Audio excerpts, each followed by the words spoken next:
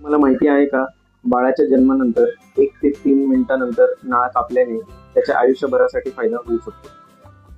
तर बाळाच्या जन्मल्यानंतर लगेच नाळ न कापता 1 ते 3 मिनिटानंतर नाळ कापण्याच्या प्रोसेसला डिलेड कॉर्ड क्लॅम्पिंग असे म्हणतात. तर या मिनिटामध्ये प्लॅसेंटा थ्रू बाळाच्या शरीरामध्ये अतिरिक्त रक्त प्रवाह बाळाच्या शरीरामध्ये पोहोचतो.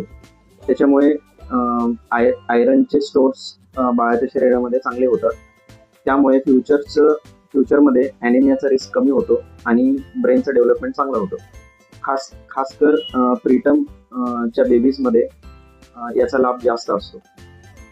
तर लक्षात ठेवा, आईचं आणि बाळाच्या प्रकृतीमध्ये स्थिर असेल तर बहुतांश जे तज्ज्ञ आहेत ते डिलेड कॉर्ड क्लॅम्पिंगसाठी सल्ला देतात. जर मेडिकल इमर्जन्सी